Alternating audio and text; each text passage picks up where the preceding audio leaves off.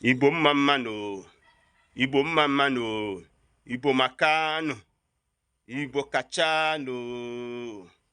Ụmụnne m, anyị abatago n'ọnwa okike. Ọ bụ na the World Geographical Calendar, ọ bụ n'ọnwa Nọvemba. Ọnwa okike na-ebido eri Nọvemba. Ọnwa eji achụ aja dị iche iche dịka o si wee gbata wee kwụrụ na Igbo kalenda. E kwuru na n'oge mbụ na ndị Igbo nwere kalenda ha na-eyuzu. Tata anyị bịara ka anyị kwupie okwu o. Mana tupu m agawa n'iru, biko ife ozi a biko kaba arụ tụsaa ya o. Ọnwa onye iji enyere aka, nyere ya aka o.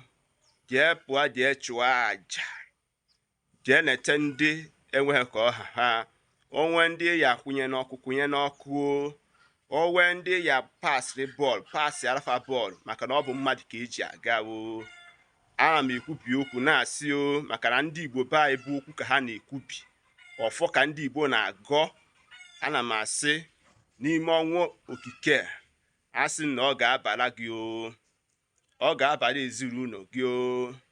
Ka Chukwu okike si wee si n'ọnwa mbụ wee dubata anyị n'ọnwa okike, ọ ga-edukwa anyị dubata anyị n'ọnwa Edeani o.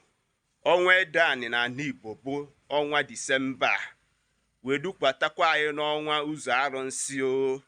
Ọnwa ụzọ arụnsị na Igbo kalenda bụ New Year time.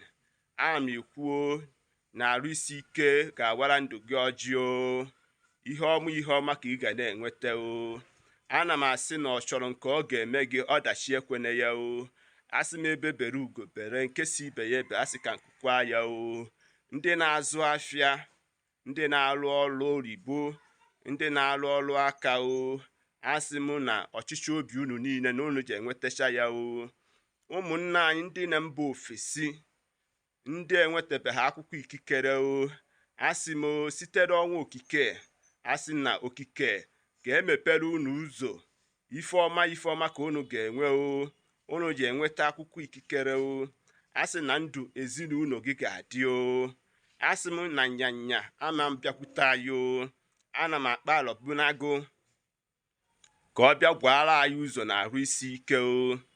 Ana m akpọ ajaani be nna gị o, ka o buere gị ụzọ kpere gị azụ o.